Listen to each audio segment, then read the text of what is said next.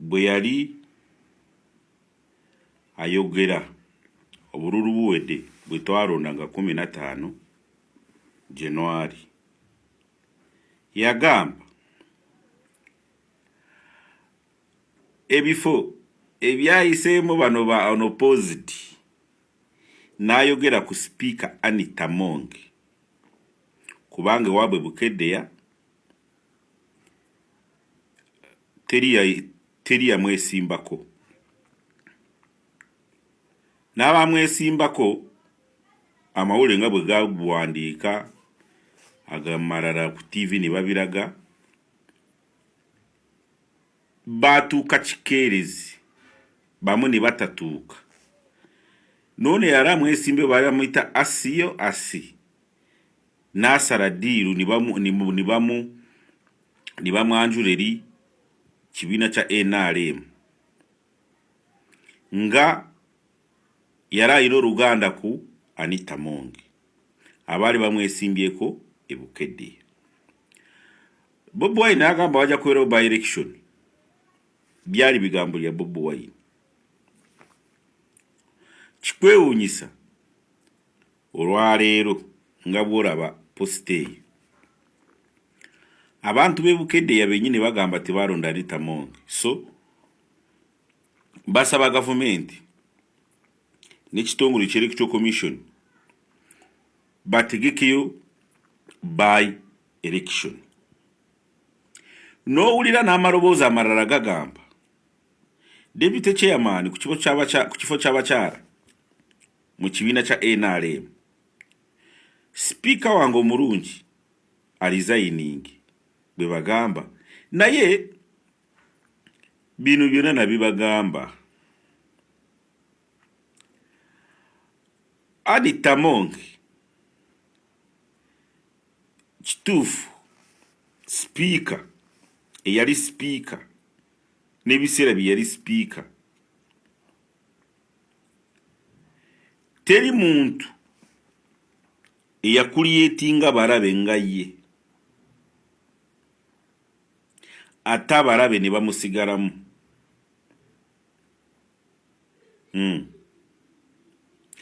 Ebyaddala Speaker wange omulungi Anita Among ebintu bitambudde speedi ku ye gwakiraba bw'atyo gwoba mukyamu ngu bitambudde speedi ku ye, naye nga bwe yagamba ngu ekibiina kya NUP tikiina mulamwa ate bakisensera NRM yakisensera n'atuuka ye nga ye Speaker kubatega owa family yafune tiketi mu NUP. Mwatu olwaleero njagala mu kitegeere bw'obeera mu NRM olwanyisa NUP gw'obeera mukyamu batya saawa zino tomanyi ali mu NUP yaani, kubanga lwaki NRM ne pulezidenti wange omulungi Yoweri Kaguta Museveni buli kimu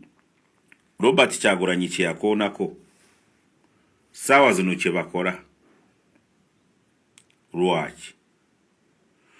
Kubanga gwa NRM bw'oyimira n'ogamba ngu twasensera NUP,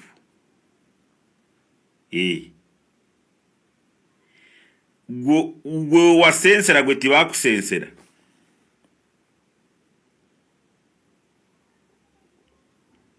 Gwolowooza yagamba NRM oye wa NRM abasinga banona kasente mu NRM. Kati notunuulira anko wange omulungi Gashumba Frank yambuuze Kololo owalokoka bulijjo nze ndi mulokole omulokole oli asiiba ne Dulayi ennaku 48 Anko Gashumba nanaletinga nayogera ku kintu ekyali mpigi abavandimwe bwe bawa president ente agamba bwe yasituka protoko ya muzeyi bwe yayita abavandimu abagifutinze president Yoweri Museveni ente ne speaker Anita Mongi yasituka Frank Gashumba namubuuza nawe oli muvandimwe n'agamba ye ndi muvandimwe doza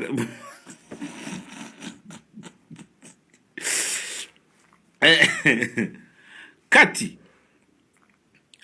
wewe turaga video gitereke nzi siri nabbi buli kifo kyonna kya Anita Mongi kyalimu kigenda kumugibwako atabeere first kuwandiika ebbaluwa nga bwali zayininze kuva ku kifo kya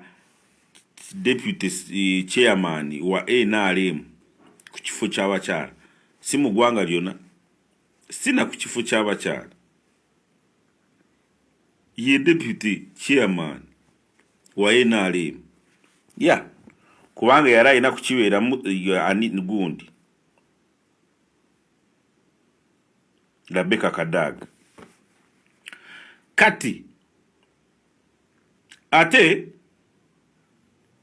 ye muntu agenda kusooka kugobebwa mu kibiina kya NRM atakyali na memba yes former speaker agenda kusooka okugibwako n'obutaweebwa benefits za former speaker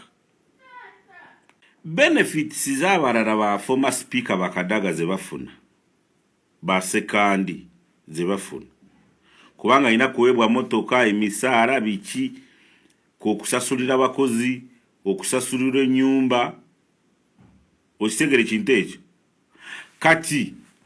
speaker Anita Mongi former speaker Anita Mongi bagenda mu court ezo benefits bazimusaleko tazifunanga abeere ere person nange nja kuba musinga nze kaddeyi lwaki kubanga bikuba speaker bingi ebikuba Mongi bingi waliyo ne effect yaba homosexuals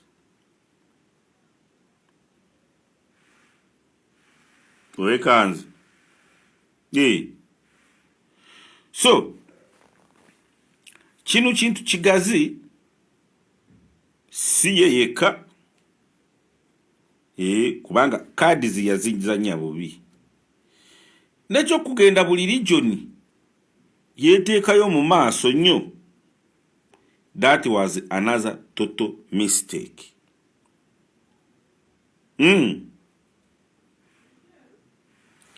So, what next?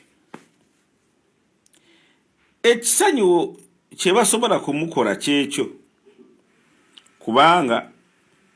ekyokumutwala eruzira nga nandu tikiriyo sikiraba. Muzeeyi ekyo takiyinaamu ne bwe ba General Muhoozi takiyinaamu naye buli kimu kigenda kumugibwako asigale atayina na kibiina kujjako ekisobola kumutwala eruzira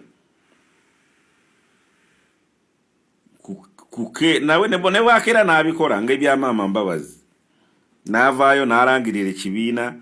nga bwe yatonzeko ekibiina ekikye maya biki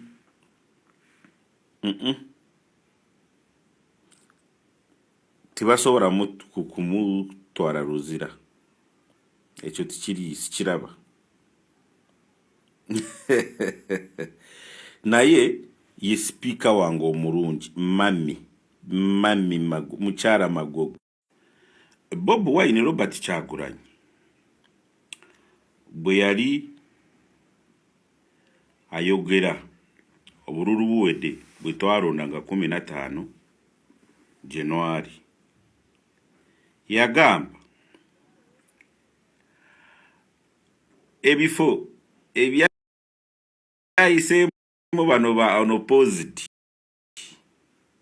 n'ayogera ku Speaker Anita Among kubanga waabwe Bukeddeya